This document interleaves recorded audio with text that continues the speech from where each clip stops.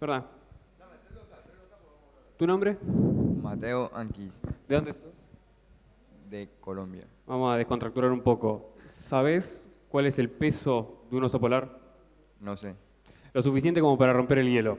Este era el mejor chiste que tenía, así que si no se ríen, ya está. La idea de hoy es reírnos un poco. A lo largo de la historia hubo muchos personajes que dentro de lo que hacían vinieron a cambiar un poco, a innovar, a ser creativos.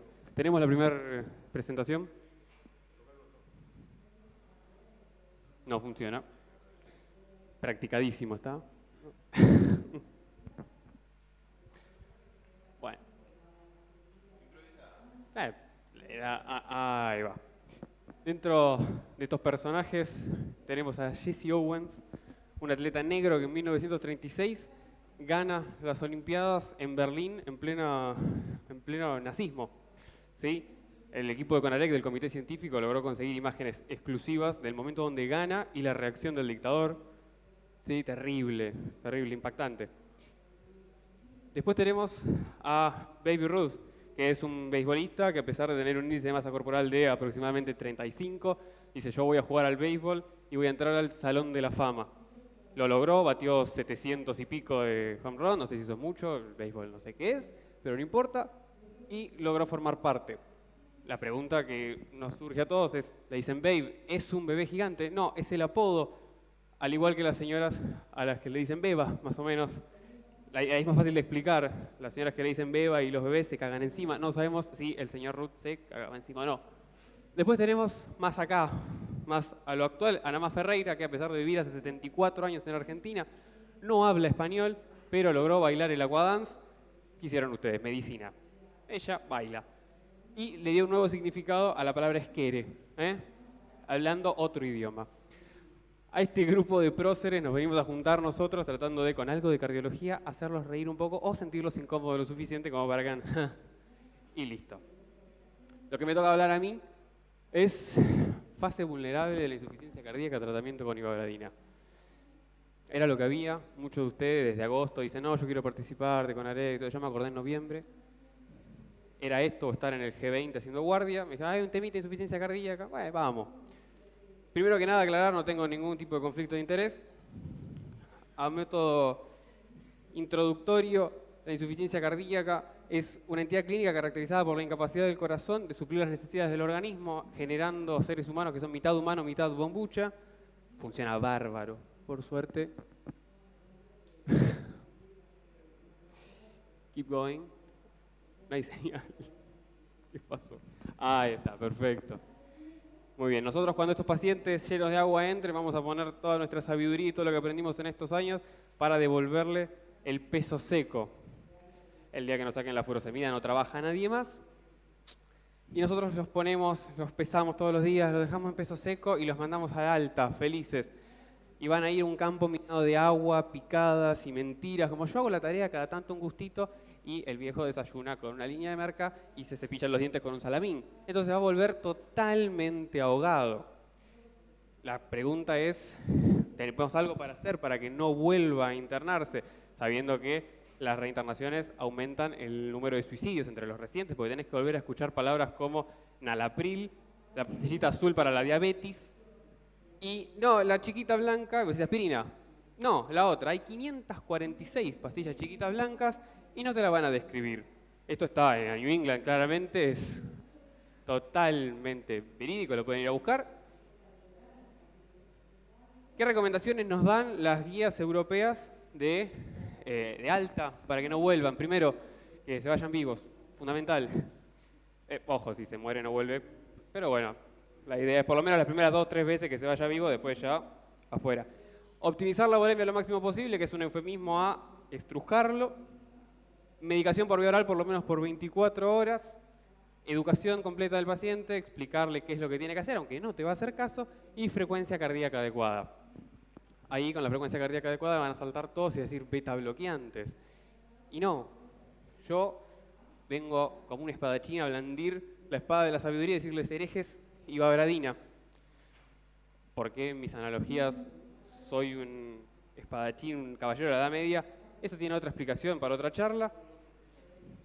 ¿Qué es la ibabradina? La ibabradina es un inhibidor de los canales IF. Esos canales que todos leímos y nadie sabe qué hace. Dice, no, porque no sabe nadie. No importa. La idea es que disminuye la frecuencia cardíaca. Es importante disminuir la frecuencia cardíaca. Tenemos estudios como el OFICA que demuestra que los pacientes que se van con una frecuencia cardíaca menor a 60 respecto de los que se van con frecuencias cardíacas por encima de 80 tienen un 40% menos de mortalidad. Entonces, ¿qué evidencia tengo? En el estudio SHIFT, la ibabradina reduce el riesgo de nuevas hospitalizaciones por agravamiento de la insuficiencia cardíaca en un 26% en pacientes que ya recibían tratamiento estándar para insuficiencia cardíaca con fracción reducida. Que si agarras el prospecto, dice, te baja la internación y que no te suicidas vos cuando vuelve el señor. Hermoso. ¿Cuáles son los beneficios de la ibabradina? Reduce el riesgo de hospitalización, como habíamos dicho, sumado al tratamiento estándar, demostró mejorar la calidad de vida de los pacientes y es un tratamiento fácil de implementar. Tan fácil que el de la guardia que tienen todos ustedes, que te llama y dice, tengo un paciente con enzimas positivas. ¿Cuándo llego? A las 8 de la mañana, son las 10 de la noche. Y el electro, un supra. Bueno, ese también lo puede poner porque no hay que titular nada, es sencillo de administrar. ¿Por qué no hablo de los betabloqueantes? No me están pagando para hablar de betabloqueantes, así que no importa. No, y como la CONAREC es un espacio donde todos pueden dar su opinión, si alguien piensa distinto a lo que yo dije, bueno, y vemos, ¿no? A ver quién tiene razón. Muchas gracias, espero que haya sido por lo menos algo divertido.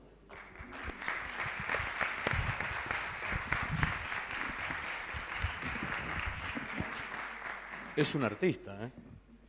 Es un artista. Bueno, el tema es interesante. Yo no soy artista, soy un tipo medio tímido, así que... ¿Alguna pregunta antes? ¿Usan ibabradina en sus servicios? No. Levanten la mano, vamos, jueguen, dale, si no es una aburrida. Mitad y mitad, muy bien. Y yo hago una pregunta, muy bien, vos también. Vos sos grande ya, no sos residente, ¿no? ¿Sos residente? Sí, pero yo de año 14, año 15, no soy de cuarto. A ver, ¿quién usaba? ¿Vos usás? Bien. ¿Cuándo lo pones? Cuando está con mucha insuficiencia cardíaca, en la unidad coronaria, al alta. Cuando no responde mucho a los beta-bloqueantes. No responde a los beta-bloqueantes, no podemos disminuir la frecuencia cardíaca a pesar de la dosis máxima de beta-bloqueantes y recién. La pregunta la contestaste completa, yo iba a hacer otra. ¿Cuándo es la frecuencia cardíaca? ¿Y cuál es la frecuencia cardíaca que colocan? Menos de 70, o sea, más de 70. Más de 70. Y ese es el punto. El aumento del consumo de oxígeno tiene una relación directa con la frecuencia cardíaca. Cuando uno analiza, en hipertensión arterial también, casi me lo llevo puesto, en hipertensión arterial también, en hipertensión arterial ustedes van a ver este punto, en la vida moderna, en el tipo normal, que tiene más de 80, ya tiene otro consumo de oxígeno, con razones normales. En pacientes posinfarto, probablemente, lo que uno no sabía si realmente la frecuencia cardíaca es causa o consecuencia de un estado muy catecolaminérgico. Pero cuando la frecuencia cardíaca no puede ser gobernada, en realidad es la manifestación de todo el síndrome neurohormonal, con los betabloqueantes, que es lo más frecuente. Los betabloqueantes solamente pueden tener el objetivo terapéutico de frecuencia en un 50%. No son tolerados. No son tolerados. El tema que sigue teniendo frecuencia. Y estos trabajos, ya lo sabemos con amiodarona, en el mismo Jessica, un trabajo muy viejo en amiodarona y miocardiopatías dilatadas con mala función. Los que bajaban la frecuencia se morían menos. Pasa que es una droga muy fuerte, tiene muchísimas complicaciones y esto en cambio es una droga que, a ver, acá el colombiano, ¿usan ustedes en Colombia? Sí. Y hay una pregunta, ¿viste muchas complicaciones? No, ¿De qué ciudad sos? de Cali. Me gusta más Medellín. Pero, ¿qué complicaciones puede llegar a haber? ¿De la ibabradina? No, estamos hablando de amiodarona. No, Nada. Es una droga que es fundamental en la frecuencia, nada más ahí en la aurícula. No es inotrópica negativa. Bajo ningún punto. En estos pacientes eso es lo malo, lo agresivo. Entonces, este punto. Lo que puede llegar a tener es ver espejitos de colores, cosas de color en los ojos. Realmente esto es una cosa muy poco... Y por supuesto que hay que tener cuidado con la frecuencia cardíaca, y eso es cómo hacen... A ver, ¿quién otro? Acá, el que está en año 14 de residencia. ¿Dónde sos? Oh, todos los colombianos vinieron. Estuve en Bogotá, conocí la Catedral de Sal. Es impresionante. Ipaquirá. ¿Viste? ¿Cómo empezás? ¿Con qué dosis empezás? Uno empieza con 15 miligramos al día, que es la dosis, pero hay que tener en cuenta con ibabradina que no en todos los pacientes hay que colocárselo. En los pacientes con FA, fibrilación auricular, no hay que colocárselo, tienen que tener ritmo sinusal para poder colocárselo. Ahora, vos contestás lo que querés. Yo te pregunté la dosis, no decir la FA. La FA viene por otro lado. Vos contestás lo que querés. Toma. 15 miligramos. Bien. ¿Y lo hacés todo de una o lo vas haciendo progresivo? Es 2 veces por día. La vida media en este punto. ¿Y empezás con 7,5 o empezás con 5 y después subís? 7,5. ¿De entrada? Bueno, yo soy más cauto. Yo en general empiezo con 5, 2 veces por día, vemos la respuesta y mucho se puede subir. Le digo esto porque también nos ha pasado de entrada a dar mucho y la frecuencia se nos va a 40 latidos por minuto y se nos escapó. Me parece que uno sería más cauto. Por supuesto que eso depende de la frecuencia cardíaca con que largamos el problema. Si estamos con 90 a pesar, lo más probable es que no nos pase, pero a veces uno empieza con 75, porque lo dijo la doctora, 70, 75, 80, y entonces yo soy más cauto y veo cómo es la respuesta. Pero bueno, repito, depende mucho de la frecuencia basal. Bien, FA. ¿Qué más? ¿Quién usa? Ah, pará, tomá. Ah, podés ir allá. Dale, me encanta. ¿Estamos bien? Así te tiro un centro. Yo que ¿A vengo mí? de otra rama de la hipertensión arterial, vos decís la intolerancia a betabloqueantes, que no toleran betabloqueantes. ¿A qué llamas intolerancia a betabloqueantes? Ah, pero esa es una pregunta para a ver. No hay ninguno del Mitre. No vino ninguno. Mañana los mato a todos. ¿Vos usás betabloqueante? ¿De dónde sos? Ah, no agarré un argentino, claro, están todos durmiendo la mamuda anoche. Uruguay, Montevideo. Ah, Tacuarembó. Qué batalla hay, ¿eh? Decime. ¿Vos qué llamás? Después hablo yo. ¿Cuál es la pregunta? Perdón. Ah, bueno. Está dormido el Tacuarembó. No, ¿cuál es la...? Porque Ricardo habló de que hay mucha intolerancia a los betabloqueantes y a dosis altas. ¿A qué llama intolerancia a los betabloqueantes? ¿Qué es? ¿Simplemente un síncope, digamos, o tenemos...? Por ejemplo, yo lo que he visto que usamos, los postoperatorios de cirugía cardíaca, por ejemplo, que están con taquicardias sinusales mantenidas o reentradas rápidas y de repente tienen bloqueo de primer grado y vemos que no podemos poner betabloqueante. Claro, siempre tienen un poquito de insuficiencia cardíaca. Esto es preoperatorio. No, olvídate de la cirugía. Bueno. Esto hablamos de otro parte. Lo que he visto, digo, poner ahí en ese caso que le pones betabloqueante, prolonga el PR, o ya tiene un poquito de insuficiencia cardíaca y no le quieren poner betabloqueante. ¿Eh? Paciente que tiene hipotensión. Los pacientes que no toleran por los betabloqueantes le bajan la presión. Por hipotensión sería una de las causas. Sí, salvo porque la cosa es intolerancia, otra cosa es contraindicación. El asmático con broncoespasmo activo, por más que tenga insuficiencia cardíaca grave, no habría que colocarlo. Y los pacientes con trastorno de conducción graves. Los bloqueos de segundo grado ya estamos hablando. No tanto el problema del primer grado, el problema es el segundo grado. Estos son contraindicaciones. Y la otra contraindicación es que el paciente esté muy hipotenso. Estos pacientes, no se olviden, más ahora con el sacubitril y demás, baja mucho la presión, entonces poner betabloqueante cuando tiene por abajo, en 90 es los americanos hablan de 100, los ingleses hablan de 90 milímetros de mercurio, realmente a veces son intolerantes. Que se le puede dar ibarbardina, pero ya betabloqueante o subir la dosis es malo. Pero eso sería otra de las contraindicaciones. El problema más grande de la intolerancia es la hipotensión, lejos. Más allá de la frialdad de los miembros, la impotencia, podemos hablar 3 días de todo esto, ya cuando tienen 30% de fracción de decisión, la impotencia sabe cómo pasa a un segundo plano. ¿Eh? No sabe qué. Salvo que tengan hipertensión y se den con... ¿Con qué? Hipertensión pulmonar. Sí, el de Nafila, ahí ya está otra cosa. Sí, es la hipotensión. Es la intolerancia por la hipotensión, realmente, y por eso las dosis, cuando ustedes agarran el Beautiful, que es otro estudio con ibabradina muy grande, el gran problema es que no superan el 50-60% de betabloqueante, de dosis máximas. siempre en insuficiencia cardíaca es tratar de las dosis máximas. Eso está demostrado. Más dosis, mejor beneficio, pero a veces no se puede, y este es el caso. Me parece que yo empezaría, entonces, como conclusión, droga inocua, de fácil uso, cuidado con la frecuencia cardíaca. Yo empiezo cauto en estos grupos de pacientes, 5x2, después subimos a 7,5. Después de esto es en aquel paciente que no pueda tolerar los betabloqueantes y a pesar de eso, si los pacientes siguen descompensados, tienen un beneficio. Hay un descenso de la mortalidad leve, no significativo, pero un descenso de 1 cada 4 bajar la reinternación. La reinternación no es solamente la locura del residente que otra vez el mismo paciente. Cada vez que hay una internación, se va multiplicando en forma exponencial la muerte. Es un serrucho. Entonces, lo que uno sabe es que más internación es más serrucho.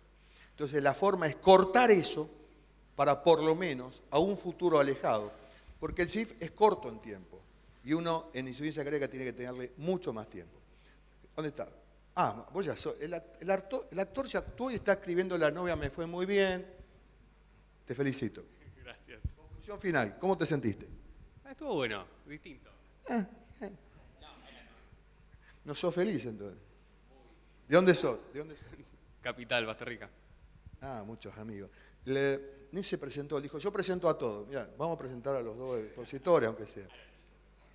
No, ¿te presentaste vos? Preséntense.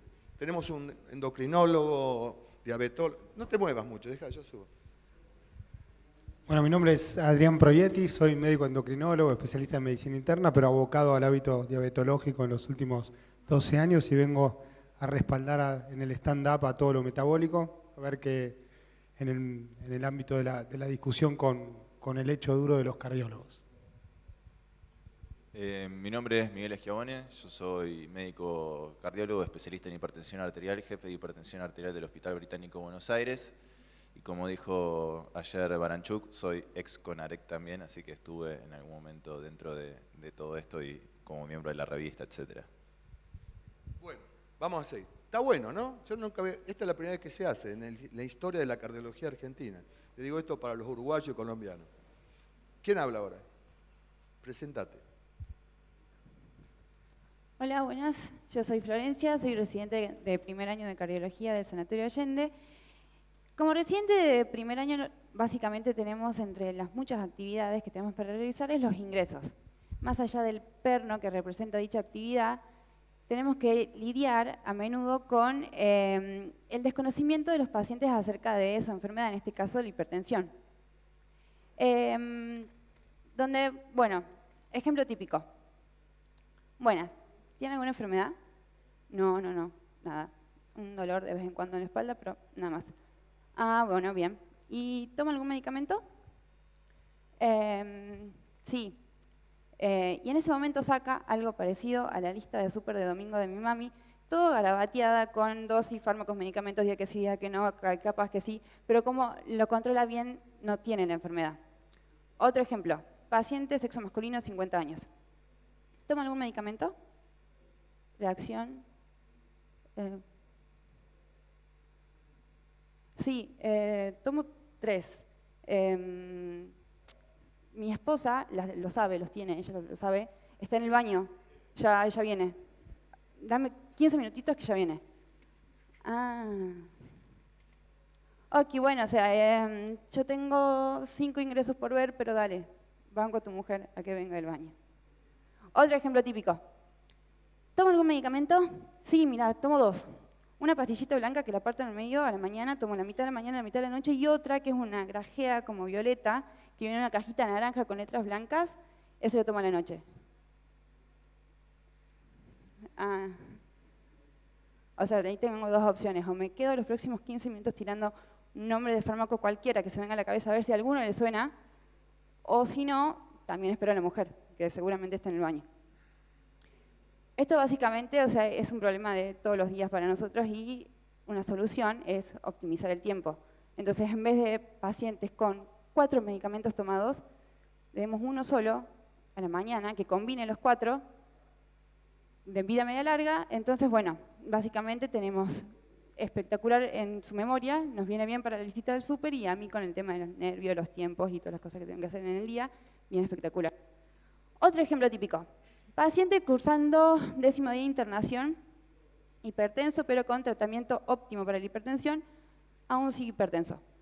Bueno, no sabes cómo, ya subiste, bajaste el medicamento, combinaste, le diste todas las vueltas y sigue hipertenso. Si te ocurre pasar un día a la hora del almuerzo y ves el almuerzo que le da el sanatorio sin sal, divino, preparado en una bandejita, al lado de un sándwich con 20 fetas de jamón crudo, 20 de queso gruyère, mayonesa casera, todo que le trajo el esposo de la casa.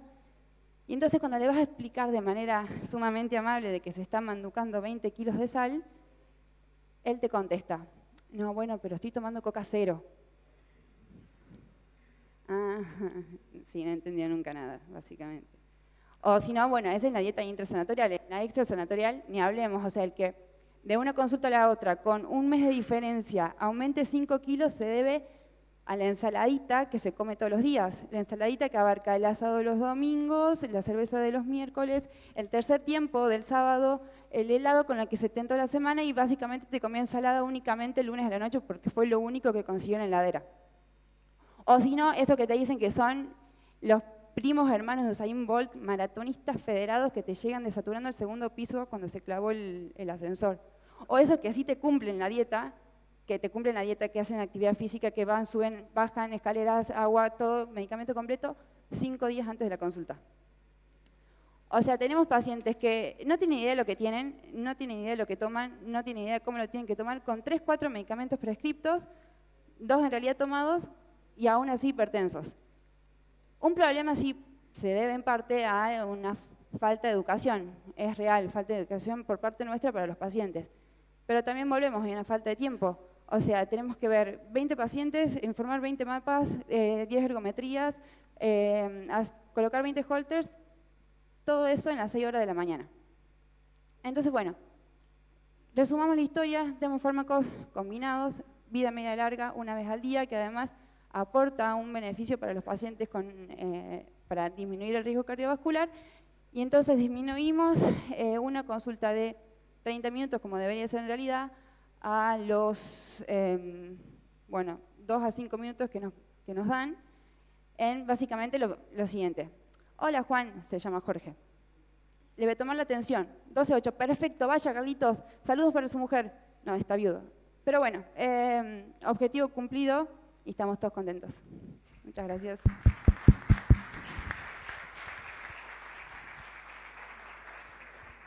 Bueno, Flor, estuvo buenísimo. En hipertensión arterial hay un montón de mitos, ¿sí? Y todos esos mitos llevan a la realidad, que es tener estudios como el RENATA 1 y RENATA 2, que demuestran que el número de hipertensos aumentó en la Argentina, que el número de controlados también aumentó, de no controlados, perdón, aumentó, y que de controlados disminuyó. Esto entre RENATA 1 y RENATA 2 pasó 2009-2017. Así que imagínense que en todo ese tiempo hicimos muy poco al respecto de hipertensión arterial. Siempre digo lo mismo, cuando estamos ahí sentados en CONAREC, la hipertensión arterial es como que está allá, en el fondo. ¿Por qué? Porque obviamente estamos haciendo unidad coronaria y todo lo intensivo es buenísimo y es re divertido y el hemodinamia o te agarra alguno de los que hace eco y te entusiasma y empezás a hacer eco. Y la realidad es que todos en algún momento terminan haciendo hipertensión arterial. Y no solamente que hacen hipertensión arterial, sino que la mayor parte cree que sabe hacerlo y en realidad requiere mucho más, ¿sí? Requiere saber tomar la presión arterial, una buena técnica de presión arterial, saber medicar a los pacientes, porque esto que decía Florencia es una realidad. Cuanto más, digamos, desmembrado tengamos los medicamentos, menor tasa de adherencia tenemos. ¿Por qué? Porque los pacientes tienen que acordarse de tomar la de la mañana, la de la noche, la de la hipertensión, la del colesterol, la de la diabetes. Entonces, todo ese número de pastillas hace que muchas veces el paciente se olvide de tomarlas. Así que el hecho de poder combinarlas y en hacerla en combinación fija, aumenta la adherencia. Y esto no lo digo solamente por estar acá en un simposio de Servier.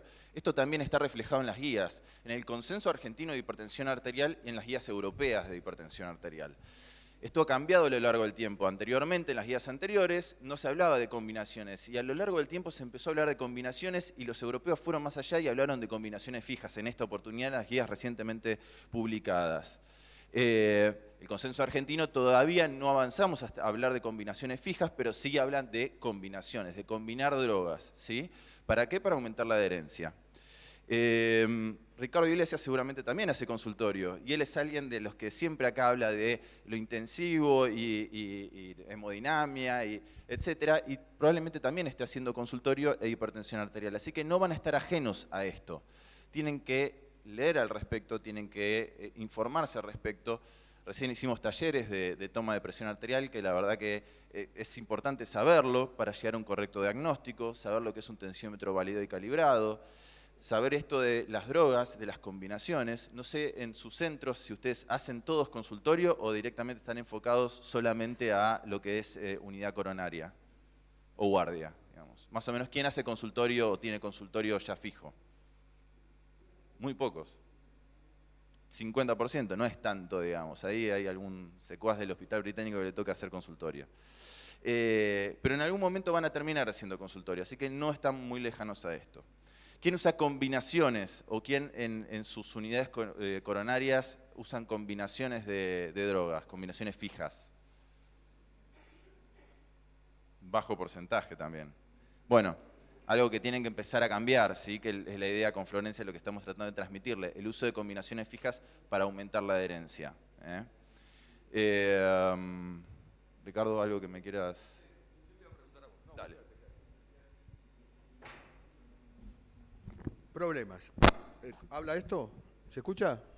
Primera pregunta, vos, ahora ping-pong, no me verses, así. Dale. ¿Con qué empezás vos en paciente? Vamos a empezar. Diabético, así podemos hablar con el doctor también. Diabético, que tiene 64 años y viene con 160, 100. Eso es presión alta, le explico, ¿no? Por más que veo que eso... Yo creo que son unos genios los hipertensólogos, porque hicieron una especialidad con un tubito de mercurio. Me encanta. Te digo, son genios, en serio. Nosotros los cardiólogos, vos también tenés que laburar mucho para... Nosotros con un tensiómetro hicimos magia. Claro, me encanta. Bueno, pero entonces la primera pregunta, ¿cuál es la presión que tenemos que tener? Porque ustedes Bien, primero... esa es una muy buena pregunta. La primera, ¿cuál es la presión ideal? Consenso argentino, consenso europeo, ¿sí? Distinto al americano, 140-90, valor de presión arterial, ¿sí? 140-90 para toda la población, argentino, europeo. 140-90, pero en determinadas poblaciones, ¿sí? Se puede evaluar el caso de ir un poco más allá y bajarle la presión arterial un poco más. Depende del paciente, depende de la edad, etc. Así que esas son dos... ¿Y el sprint qué nos dice? No el diabético. sprint. Bueno, y ahí tengo que separar, por eso dije europeo-argentino, y la LASH también, en latinoamericano, se sumó en todo este valor de corte de 140-90, sprint. Sprint fue uno de los impulsos... Contale que es el sprint 2 minutos. El sprint es un estudio poblacional, lo que trató de demostrar es un tratamiento intensivo versus un tratamiento estándar de presión arterial, y demostraron que con presiones arteriales más bajas disminuían los eventos cardiovasculares. El tema es el subanálisis de ese estudio sprint, en el cual lo que vemos es que la toma de presión arterial, y por eso yo hablaba de la correcta toma de presión arterial, la hicieron con un tensiómetro distinto, un tensiómetro donde el paciente estaba solo en una habitación, el equipo tomaba la presión arterial sin la presencia del médico y sin todo ese fenómeno reactivo de la presencia del médico en el consultorio. Entonces, los valores eran un poquito más bajos, digamos, y hay estudios que demuestran que un 130-80 de esos tensiómetros es más o menos un 140-90 de nuestra forma de tomar la presión arterial, que es con la presencia del médico en el consultorio. Así que ese es el estudio sprint, y un poco lo que llevó al debate es que nosotros no podemos usar esos mismos valores de corte justamente porque medimos distinto. Esto que dice Ricardo, que nosotros con un tubito de mercurio hicimos magia, es exactamente eso, es tomar la presión arterial, que los que hacen insuficiencia cardíaca y se jactan de que salvan vidas, en realidad se olvidaron de que tenían que tomar la presión arterial, y con eso hubiesen evitado llegar a la insuficiencia cardíaca, y ellos se quedan sin trabajo. O sea, si nosotros hacemos las cosas bien, Ricardo... No sé de quién habla, ¿no? Seguí. Ricardo se quedaría sin laburo, ¿sí? Bien. Entonces... Dale. Aprovecho para aprender y les hago alguna pregunta, porque toman pacientes en lo global, pero lo que fue pasando con las guías americanas y todas es que al comienzo se puso un valor de corte, después... A medida, estoy hablando ya de la población con diabetes porque el paciente tiene diabetes.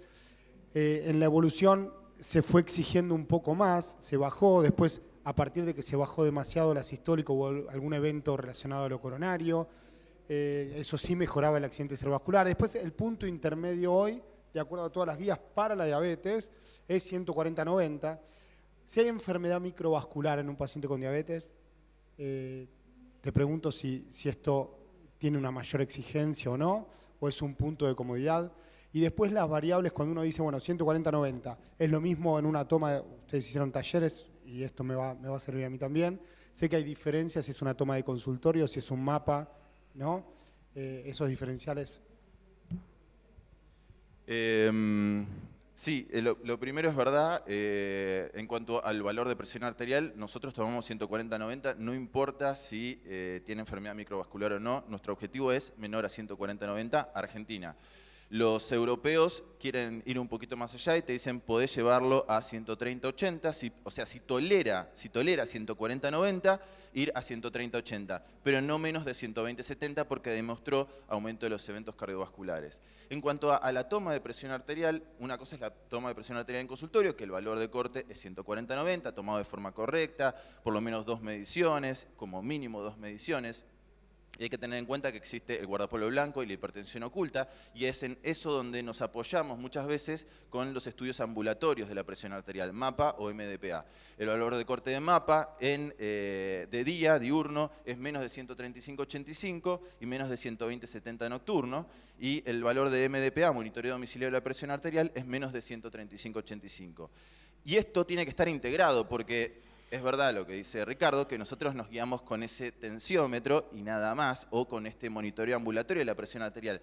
Pero el paciente es un todo, no olviden eso. El paciente es un todo, es un paciente que por ahí tuvo un evento cardiovascular, que está tomando medicación, es un paciente con sobrepeso, con colesterol, con diabetes. Entonces hay que entender lo que es un paciente integral y muchas veces la hipertensión arterial está asociada a estos amigos, ¿sí? La diabetes, el colesterol, entonces es muy raro que esté ajeno a todo esto. Entonces hay que entenderlo, contextualizarlo, hay que también estratificar el riesgo según los factores de riesgo y no solamente entrar por el valor de presión arterial y ya con eso nos quedamos y lo medicamos. El paciente está esperando y todavía no le dimos solución. 160-100. Bien. ¿Empiezo con una droga o con 2? Es un paciente diabético, si ya con que tenga diabetes ya entra en la tabla, en el score va a entrar con moderado o alto riesgo, con el valor de presión arterial que vos tenés creo que entra ya como alto riesgo, así que yo ya empezaría con 2 drogas. Los argentinos y los europeos en tu caso estarían de acuerdo en el mismo punto y en empezar con 2 drogas, los europeos en combinación fija, mientras que los argentinos podríamos utilizar combinación variable. Yo no le dije lo que va a tomar, espera, vos ya te estás adelantando. Doble medicaciones. Obviamente ese valor está confirmado, estamos seguros, ya está. Lo tomé listo. yo. Si no crees en los cardiólogos que hacemos unidad coronaria, que hablamos también la vida de alguno. La segunda, pará. Entonces, estoy de acuerdo, comenzamos con 2. ¿Cuál es la droga que no podría faltar en este paciente dentro de la combinación? Dentro de la combinación para mí... ¿IECA o ARA2? Necesita un IECA para remodelado, ¿sí? Un IECA para bajar la presión arterial también. Y un IECA también porque en pacientes diabéticos han demostrado... Y le cuidamos el riñón también. Y le cuidamos el riñón también. ¿Y la droga asociada cuál utilizás en este hombre de 60 y pico de años diabético? La asociada, porque dijimos 2. Sí. IECA primero, estoy de acuerdo con vos, en algunas circunstancias no tolerables. ¿Cuáles son no tolerables para vos en una hipertensión? Por los IECA. ¿Cuál es el problema más común que puede llegar a ver? Más común, 10%. Altera un poco la función renal y la tos, que serían la tos, las dos ese cosas. es el punto. ¿Y con qué lo asociás? Lo asociaría con indapamida, que es la mayor parte de los estudios están hechos con indapamida. Cuando igual vamos un poquito más allá, y ya nos metemos en hipertensión arterial, tenemos nosotros estudios hemodinámicos que nos permiten también saber un poco... También, me va a matar Ricardo Iglesias, que nosotros hacemos estudios hemodinámicos no invasivos y en base a eso medimos índice cardíaco, resistencias vasculares y en base a eso tomamos decisiones. Entonces muchas veces estos pacientes diabéticos que uno pensaría que se beneficiarían solamente con indapamida, porque los estudios están hechos con indapamida, nos damos cuenta que están muy vasocontraídos y hay que vasodilatarlos. Yo he estado horas en la unidad coronaria tratando de enclavar el SWAN, que no funciona, de retirarlo, que inflalo, que desinflalo, y en base a eso decidíamos si ponerle dobutamina, si ponerle noradrenalina o lo que sea. En cambio, en consultorio, la mayor parte de los médicos toma la decisión de de cuál va a elegir, digamos, muchas veces abriendo el placar con todos los medicamentos, las muestras gratis, y no se toma el trabajo de pensar cuál sería el mejor para ese paciente. No necesitamos estudios mucho o complejos. Yo hablo de la cardiografía por impedancia porque la tengo, porque la dispongo, pero es simplemente a veces hacer el ejercicio mental y como te decía antes, a ver, este paciente estará más rígido, me conviene darle para remodelado, estará más vasocontraído, me convendría vasodilatarlo más, tiene un índice cardíaco aumentado, tiene un contenido fluido torácico aumentado, entonces yo creo que en este paciente le daría el perindopril, le daría la indapamida si no tengo otras herramientas, pero podría evaluar desde el punto de vista clínico si tengo algo más, si tiene una presión de pulso aumentada, si me conviene vasodilatarlo o no, pero en principio elegiría la indapamida. Yo te digo, la discusión mía de los estudios muy sofisticados con hipertensión pasa por una realidad más que por un convencimiento o no del tema técnico. La realidad es que los pacientes de todos los días no están medicados por múltiples razones, están mal medicados y el argentino es homeópata por excelencia. Entonces, a mí me parece que, vos fíjate que la ley de los 50% es así. La presión en Argentina bien controlada no llega al 15-20%. Y realmente cuando uno analiza trabajos nacionales van a encontrar que la verdad... Uno de cada cuatro nada más. Uno de cada cuatro está controlado. 25% y depende de donde estemos trabajando. Es decir, porque los centros que aportan datos en general son médicos y centros de mucha excelencia, donde todavía hay buen manejo. Pero cuando uno va a la nación y empieza a incorporar los clínicos que ven más hipertensión que los cardiólogos, la cosa homeopática es increíble. Entonces yo, antes de complejizar, diría, tómenle la presión, tema no menor, tómenle la presión siempre, siempre, que parece una verdad de perogrullo, pero cuando en 5 minutos, 5 pacientes, y es invierno, ya perdemos 15 sacándose la ropa el viejito. Entonces, me parece que hay un concepto. Por eso digo, no es que estoy en contra del punto de vista técnico de la metodología de estudio. Yo la guardo en lo particular en pacientes muy resistentes teóricamente a la medicación, ver si no me estoy equivocando, pero globalmente... Ricardo, por eso yo dije que no necesitas estudios muy complejos, digamos. Para hacer hipertensión arterial, yo siempre digo lo mismo, damos un buen tensiómetro, un electrocardiógrafo y un rato con el paciente y podemos hacer muy buena medicina, sobre todo teniendo herramientas y tratamientos que creo que no hay nada nuevo en hipertensión arterial. Mucha gente dice, no hay medicación nueva, pero tenemos un montón de medicación que funciona y lo que hay que hacer es aplicarla correctamente. Estoy de acuerdo con vos, esa es la prevención. Bueno, vamos a seguir porque no terminamos más. Doctora, brillante, son elegidos espectaculares. Se equivocaron los dos. Ustedes saben que en Canadá, dentro de los análisis para entrar a la medicina, a ser estudiante de medicina, le toman test. Y yo estuve ahí en Laval, que es una universidad, y los test primeros es si la persona que postula para ser médico es artista, pintor, escritor o actor. Ustedes seguro que no eligieron perfectamente bien, porque es bien humanístico y son muy histriónicos. Felicitaciones. Sigamos, vamos a ver el que viene, te cargué un poquito la presión. Buen día. ¿Cómo les va? Yo soy Mariano Visconti. Le agradezco a Servier la posibilidad de conocer a otros 3 caraduras igual que yo para pararme acá enfrente y tratar de afrontar un stand-up, una modalidad que la verdad no conocía, nunca hice, nunca estuve parado acá. Nunca estuve parado frente a tanto público.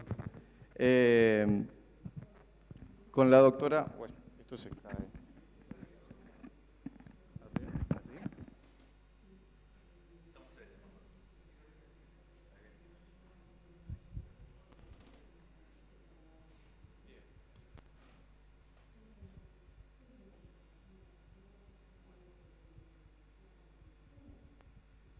Hola, hola. ¿Qué problema? Ahí.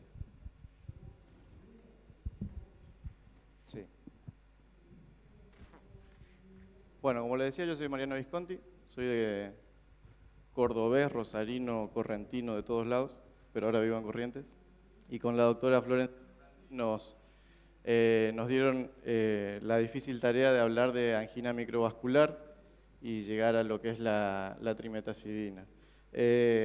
Buscando una manera de cómo afrontar esto, dijimos, bueno, la verdad que no es algo tan raro de encontrar la angina microvascular y puede ser un caso cualquiera que nos encontremos en cualquier momento en el consultorio. Ernesto, fíjense la carita de Ernestito, 49 años, es contador, sedentario, dejó de fumar cuando se casó hace 15 años y el señor decidió que podía aumentar 1 kilito por año y ya lleva 15 años arriba del peso que tenía cuando arrancó, cuando le pusieron la alianza. Dejó de jugar a la pelota cuando lo empezaron a confundir con la pelota y él refiere que viene con epigastralgia, a veces le duele opresivo,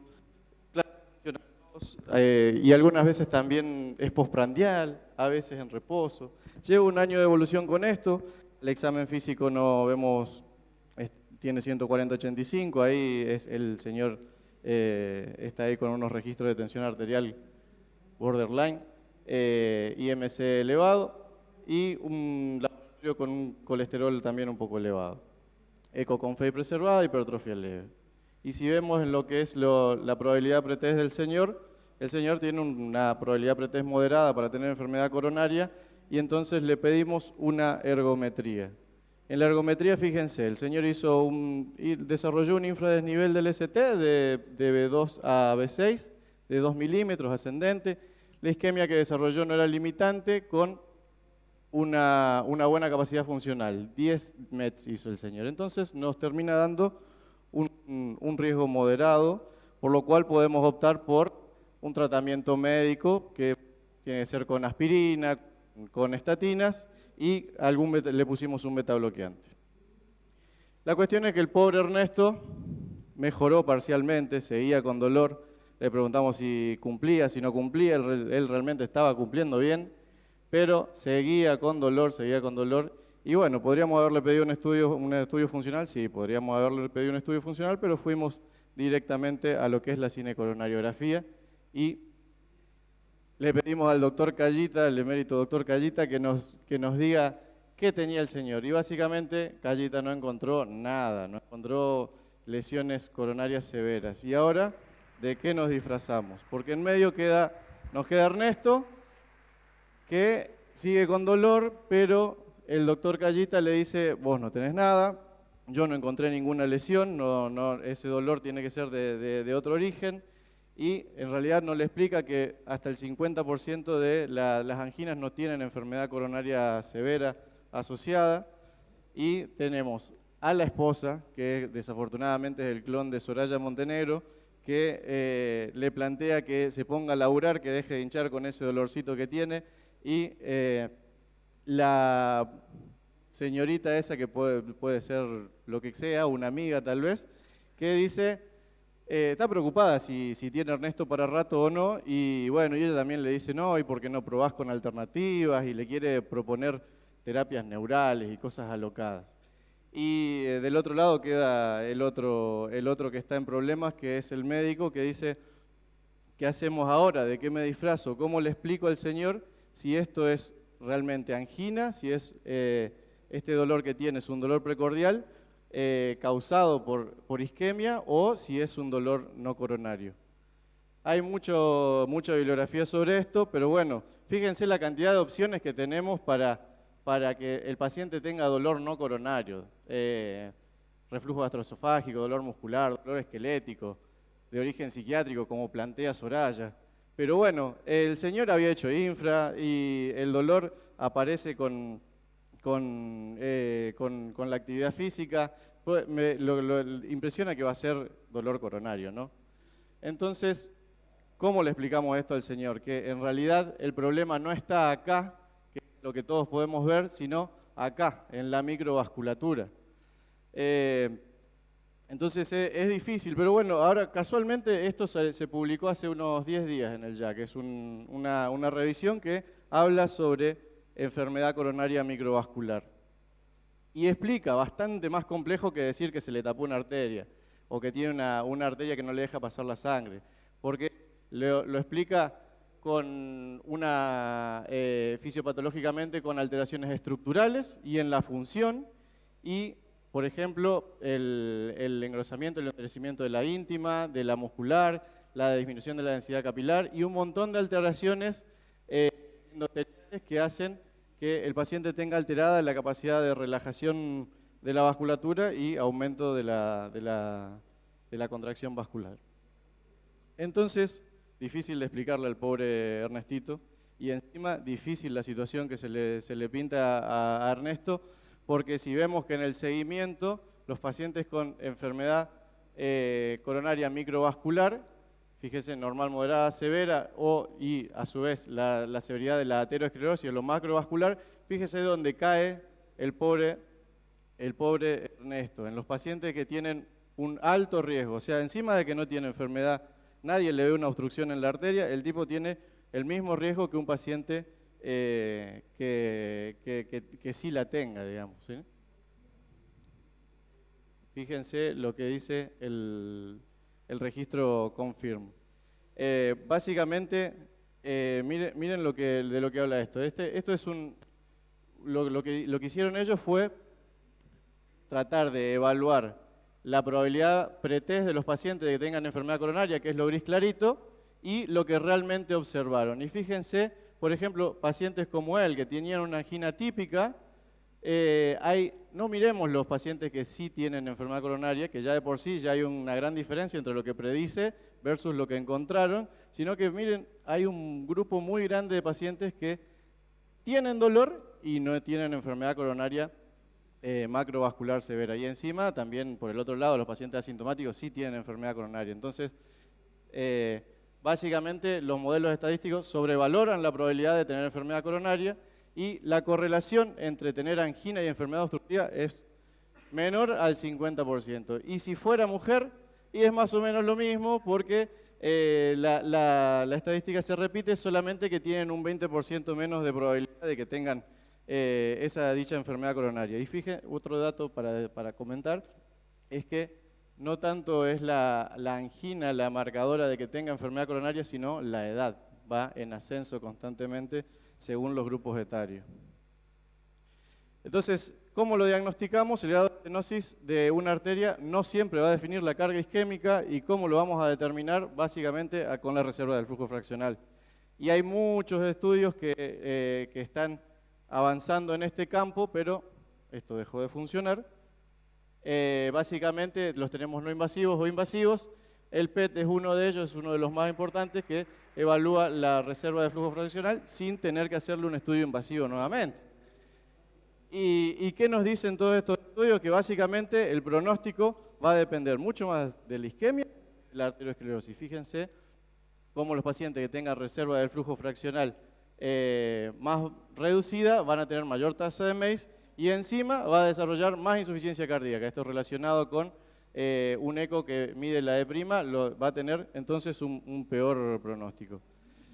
Y el tratamiento va a ser bastante complejo para él. No era tan simple como meterle un beta bloqueante y aspirina y estatinas, porque es multifactorial la enfermedad microvascular. Tenemos ahí la diabetes, la obesidad mórbida, la insulinoresistencia, las miocardiopatías. Hay un montón de etiologías que pueden llegar a generarnos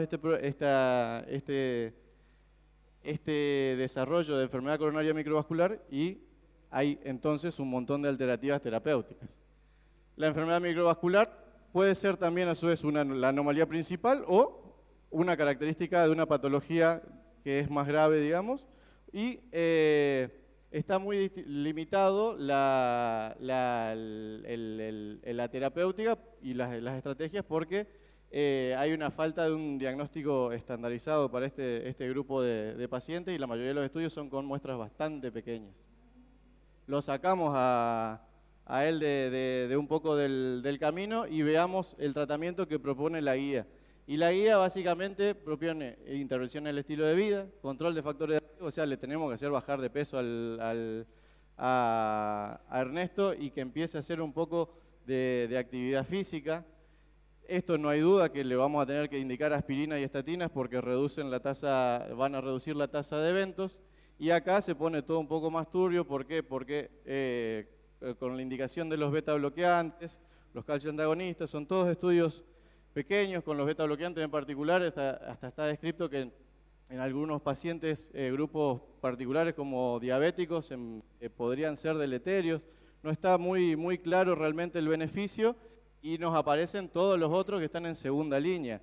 Pero no hay una correlación entre lo que es la terapia que están indicando y el mecanismo de la isquemia para poder indicarla. No hay mucho sustento en lo que es la evidencia y no considera todas las comorbilidades de Ernestito. Entonces, de ahí es que surgió algo que también es bastante nuevo, que es el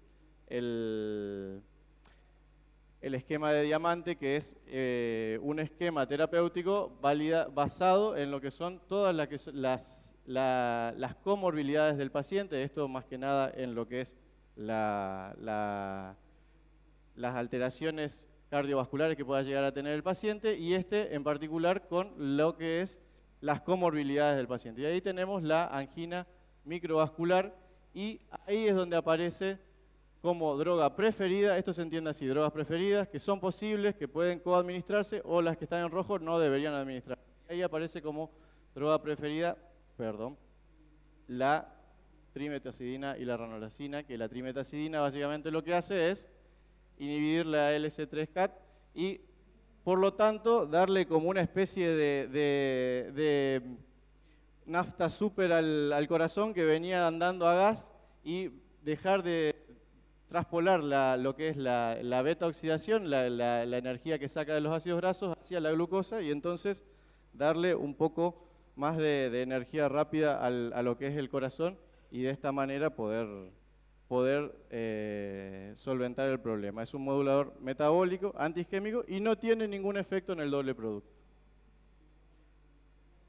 No voy a aburrir con esto, pero básicamente todos los estudios han dado básicamente lo mismo, mejoran lo que es la limitación al física, la angina, la frecuencia, la necesidad de tratamiento de rescate y un montón de estudios dieron lo mismo. Entonces, como conclusión, la enfermedad coronaria microvascular representa una combinación de muchas anomalías estructurales, funcionales de la microcirculación coronaria. Hay un amplio espectro de factores de riesgo cardiovascular y enfermedades, tiene un alto riesgo de eventos mayores adversos. El tratamiento debería estar basado en la fisiopatología y en las comorbilidades y de esta manera, tal vez con la trimetazidina, podamos con Ernestito tener Ernesto para rato, no sé para cuál de las dos, pero para veamos, digamos. Gracias.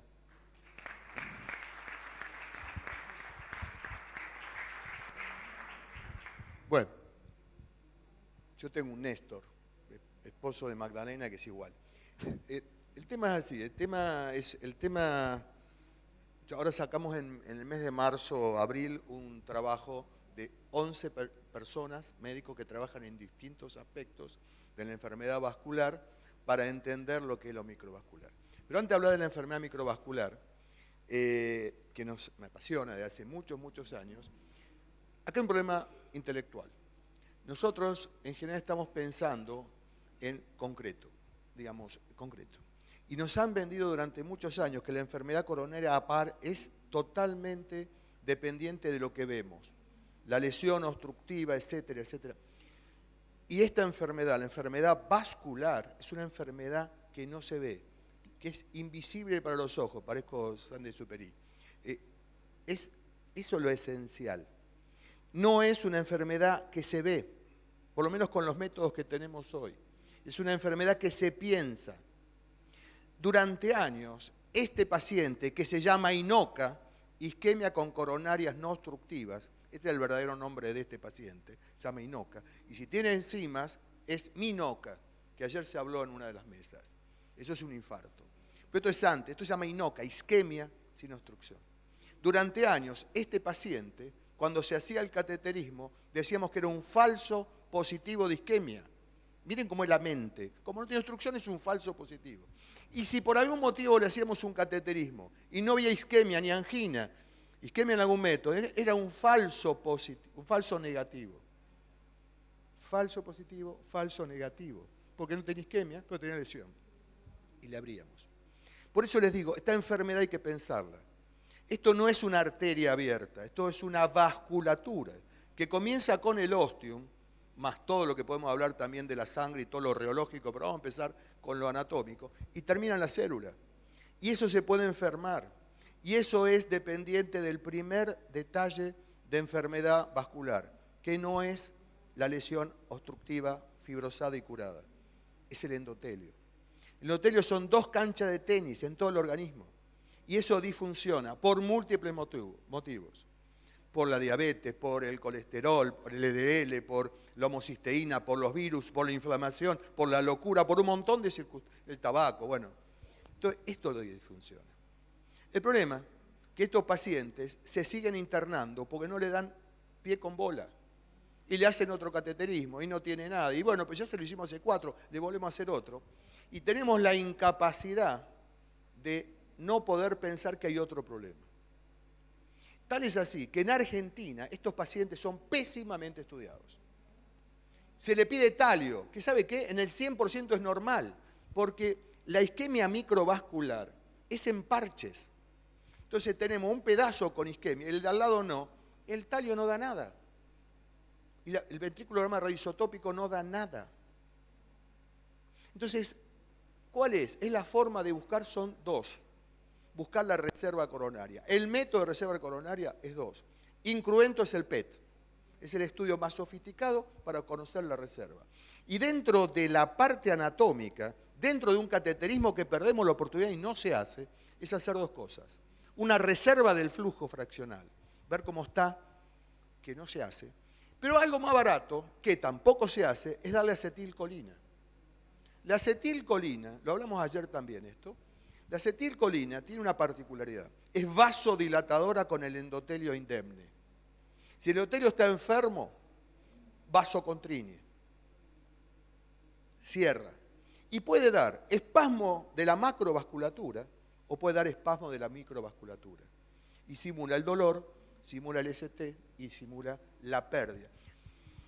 El ejemplo de la microvasculatura más claro y que pueden ver ustedes es con un infarto que se lo revasculariza tardíamente, con un cateterismo. Van a ver todo el flujo excelente en lo macrovascular, en la coronaria, y van a encontrar que la microcirculación no se ve, que es el TIMI miocardio perfusion.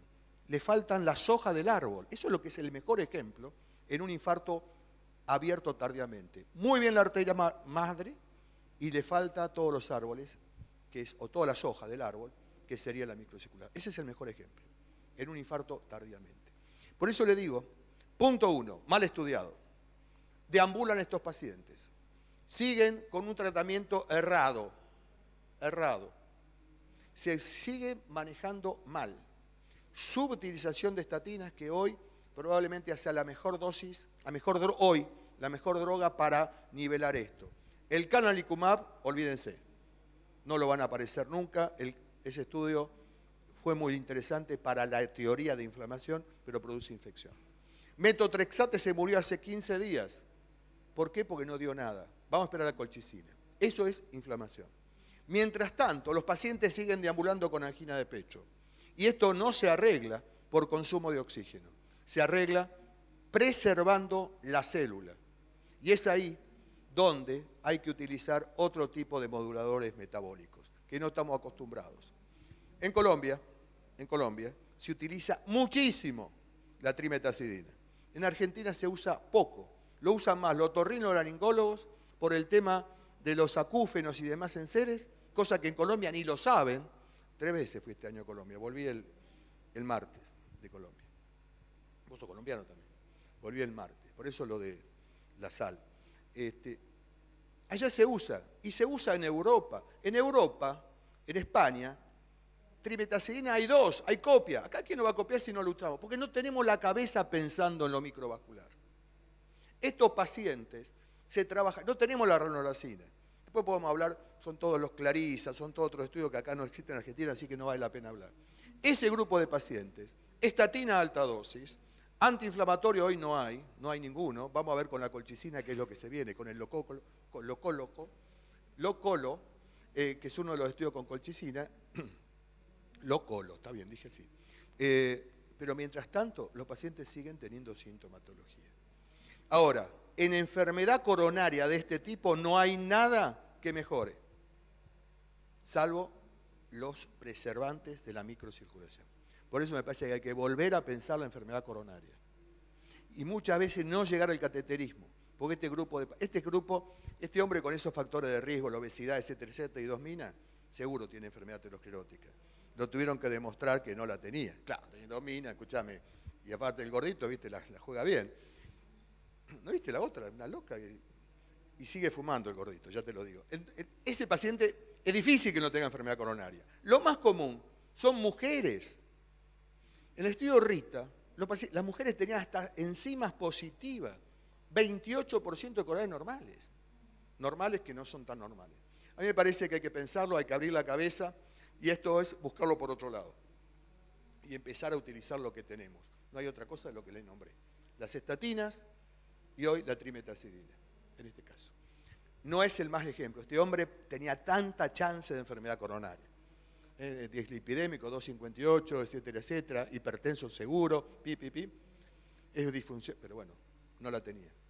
Es más común en otro tipo de población, es más típica, pero esto existe.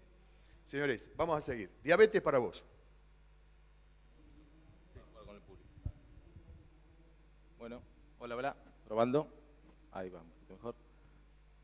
Bueno, me llamo Cosme Fulanito, yo soy residente de la Antártida. No, mi nombre es Matías Anahuati, no quiero ser recordado, pero bueno, antes de todo, gracias a la gente de Servier, gracias al doctor Previotti que me ayudó en la presentación, y disculpas al doctor Ríos que está acá con nosotros, que es un experto en stand-up. Bien, me pidieron cable. Diabetes en pacientes cardiológicos. Bien, como todo en la medicina, a mí siempre me parece lo más importante hablar de prevención, ¿no? Creo que la prevención es lo primordial en la medicina. Así que les traje algunos ejemplos para tratar de convencerlos de que hay que empezar por eso. Bien, no sé qué están viendo acá. Como pueden ver, nuevo presidente de CONAREC, doctor Catularo. No sé si... ¿Qué estás viendo en esa imagen? Perdóname, vamos de vuelta. ¿Qué estás diciendo? Digo que la gente está pasando bien, ¿no? Bien, sí, podría decir eso, pero yo te podría decir que no estás viendo del todo. Yo creo que estás cometiendo un grave error. El doctor Escatolaro está haciendo prevención primaria en diabetes. Como vos podrás saber, algunos componentes como la avena y la cebada que trae la cerveza han demostrado disminuir el índice glucémico. Bien, pasemos a un ejemplo número 2, no te convencí. Vamos a pedir ayuda. Disculpe, doctor, ¿qué podría ver esa imagen? Él es el expresidente, hoy terminó de dejar el cargo, el doctor Zamora. El expresidente, sí, el expresidente haciendo prevención, obviamente. Muy bien, exactamente, entendió la idea. El doctor Zamora, muy bien, es muy astuto, sabe que tiene que hacer prevención de diabetes y está tomando una buena corona con su señora. Esto es prevención primaria en diabetes. Muchas gracias por el ejemplo muy escatolaro. Bueno, vamos a lo que manejamos todos, un caso clínico bastante sencillo, 50 años de edad, obeso, dislipémico, un paciente diabético, y les ingresa por un síndrome coronario con elevación del CT de 2 horas de evolución, ¿no? Paciente bastante típico, creo que todos alguna vez vieron un paciente así, ¿no? ¿Dónde trabajan? Díganme de dónde van, si no tienen esos pacientes yo quiero ir ahí. ¿Alguien les tocó un paciente así? Sí, no les voy a dar el micrófono. Bueno, llega este paciente, es algo con la característica de que se llama Luismi, hasta hace poco era un cantante muy famoso, y bueno, les toca le llega a su hospital. Justo ese día de guardia está de vuelta el doctor Zamora, y lo ve que tiene a Luis Miguel en la guardia. Obviamente cuando tenés a Luis Miguel vos te preocupás, no te cae todos los días un cantante famoso. Encima que dejás la presidencia, te toca atender a Luis Miguel. La verdad que, bueno, rápidamente, perdón Nacho por el ejemplo, ve que tiene a Luis Miguel con dolor precordial, necesita un hemodinamista. ¿Quién llama? El expresidente de CONAREC, un famoso hemodinamista del ICVA, el doctor Sigalini. Nacho viene y lo estudia y encuentra que tiene enfermedad de 3 vasos. Y dice, bueno, más sí, así. Le mete 8 estén a la DA, 3 a la derecha, 4 a la circunfleja, lo convierte en Ironman a Luismi. Bueno, dejémoslo ahí. Pasa una semana en la unidad coronaria, Luismi está contento, lo van a ver, les dice, ¿cómo estás, Luismi? No, me siento bien, están todos felices. Bien, no veo por qué no, lo mandan a la casa. Empiezan los problemas. A los 7 días lo ven por consultorio y les dice, mirá, yo me tomo la glucemia, todos los días tengo arriba de 220 de glucosa. Y vos le decís, ¿te estás cuidando? Y te pone esta carita, te dice, sí, me cuido en las comidas, me porto bien. Vos que tenés mientras él te está contando esto, vos lo ves así, los estén que le acaba de poner Nacho y decís, se están tapando, se están tapando. Los cardiólogos tenemos visión de rayos X, podemos ver las coronarias. Bien, les dice que está con metformina 1 gramo cada 8 y insulina, estamos a metformina dosis tope y obviamente niega transgresión alimentaria. ¿Y ahora qué hacemos? Porque nosotros, digamos, siempre usamos la metformina y ¿qué otra droga vamos a tener que usar? Bueno, como dice el Chapulín Colorado, que no cunda el pánico, no todo en la vida es metformina. Bien, analicemos otros hipoglucemiantes orales, por ejemplo las glinidas. Sabemos que es una droga que aumenta la liberación de insulina a nivel del páncreas. Las glinidas no tienen tanto poder para reducción de las glucemias como otras drogas, como las sulfodrogas, y tienen efectos secundarios que son las hipoglucemias y no tienen estudios a largo plazo que hayan demostrado mucha seguridad. Vamos a ver las glitazonas. Estas drogas también lo que hacen es aumentar la sensibilidad de insulina en algunos tejidos como el hígado, el músculo, el tejido adiposo. No tienen este efecto de producir tantas hipoglucemias como lo hacía la droga anterior, pero en pacientes con insuficiencia cardíaca se contraindican porque hacen retención de sodio. Bien, sigamos. Otras drogas como los inhibidores de alfa-glucosidasa tienen otro mecanismo de acción que lo que evitan es que las moléculas de glucosa se separen en el intestino y sean absorbidas. No tienen tanto efecto de hipoglucemias, pero sí tienen un efecto secundario muy marcado en el 30%, que son las flatulencias y la diarrea. Creo que nadie quiere ver a Luismi con flatulencias y diarrea. Sigamos un poco más. Perdón, esta es una foto de un día de spa mío. Perdón, se mezcló. Vamos a otras drogas, como esta es interesante, las sulfodrogas. Esta droga también actúa a nivel del páncreas, lo que hace es promover la liberación de insulina. Se pueden usar en terapia conjunta con otras drogas como la metformina, o a veces con pacientes que tienen contraindicación para recibir metformina, se puede usar como monoterapia, y tienen muy buen poder de reducción de las glucemias. Pero veamos, uno va a leer sulfodrogas y dice, no, aumenta el territorio isquémico en los infartos, se asocia es una droga ritmogénica, pero hay que diferenciar, no todas las sulfodrogas son lo mismo. Esos efectos secundarios se vieron en las sulfodrogas de primera generación, no tanto en las segundas, la tercera, no tienen esos efectos adversos, y son, digamos, como digo, no tiene estos eventos no deseados no se ven, se vieron resultados positivos y beneficios renioprotectores. Son drogas que se vienen estudiando desde el año 90, eso le da que la farmacovigilancia nos da un cierto rango de seguridad, y otras sulfodrogas como la glicazida tienen menor riesgo de hipoglucemia. Sigamos un poco más, algunos inhibidores de la transportadora de sodio-glucosa son drogas relativamente nuevas, también actúan a nivel del riñón, inhibiendo el cotransportador de sodio-glucosa. Tienen efecto natriurético, que esto en los pacientes con insuficiencia cardíaca es conveniente, pero todavía carecemos de estudios a largo plazo que demuestren seguridad. Están en estudio estas drogas.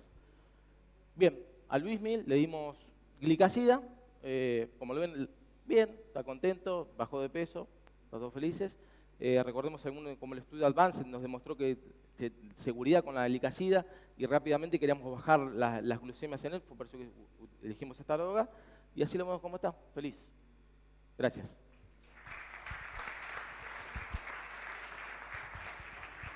Bueno, yo tenía una pregunta, una gran duda, estando como infiltrado acá en un ámbito cardiológico. Para ustedes, ¿qué representa la glucemia está elevada? ¿Interviene en el día a día del consultorio? Digamos, cuando ven todo el pool de medicamentos, por lo menos miran, ahí mostró metformina, pero ustedes como cardiólogos, ¿intervienen o no? ¿Quién interviene? ¿Quién da algún fármaco? No importa cuál, pero ¿quién da un fármaco? Y si es así, levante la mano y me diga qué fármaco. No, en general el hábito metabólico no interviene. Acá lo importante que me parece, nosotros todo el tiempo, tanto en cardiología, en todas las áreas médicas, tenemos fármacos constantemente en movimiento, nuevos fármacos, etc. Acá hay fármacos viejos, fármacos nuevos con potenciales, pero me parece que la terminología más importante de todo esto es la vigencia de un fármaco.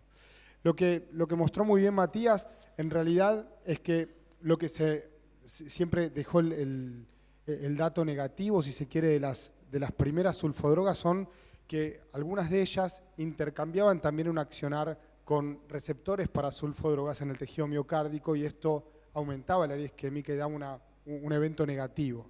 Además, esas sulfodrogas tienen metabolitos activos, esto desde el punto de vista diabetológico, metabolitos activos con duración biológica de vida media, que eso era lo importante, de 24 horas de duración. Eso es negativo, por eso profundizaba el hecho de la hipoglucemia, algo también negativo como proarritmogénico para este vínculo cardiometabólico.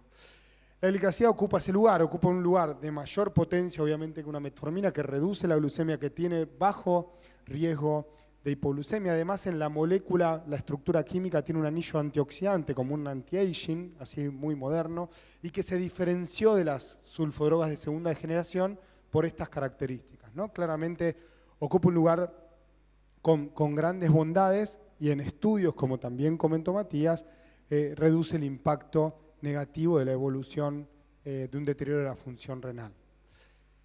Por lo visto, digamos, nadie usa medicamentos farmacológicos para la diabetes. ¿No intervienen? ¿Qué les enseñan en las residencias? Nada. Lo derivan, piden interconsulta.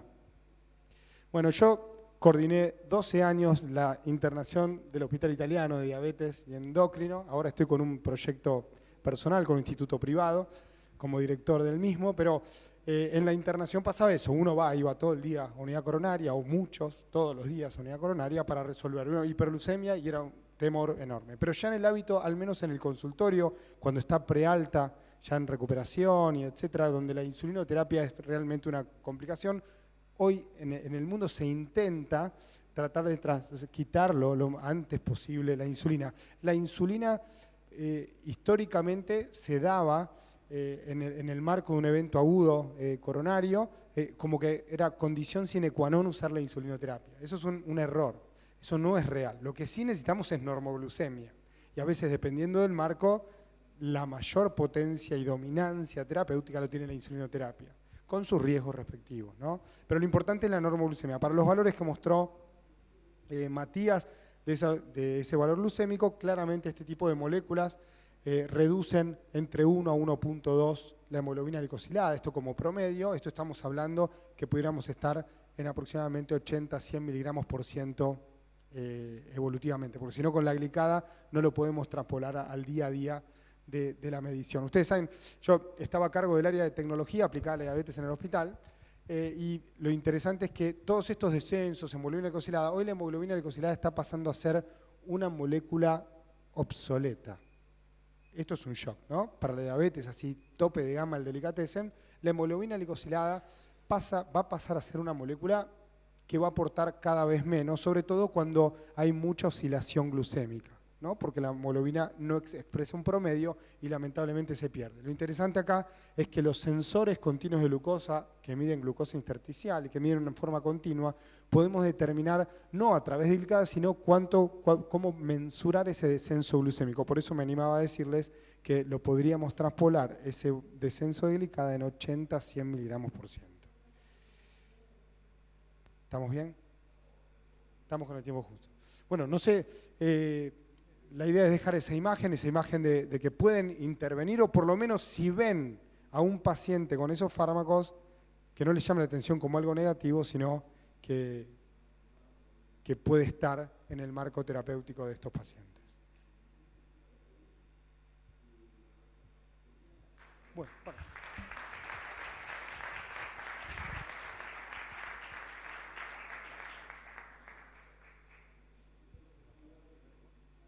Muchachos, terminamos.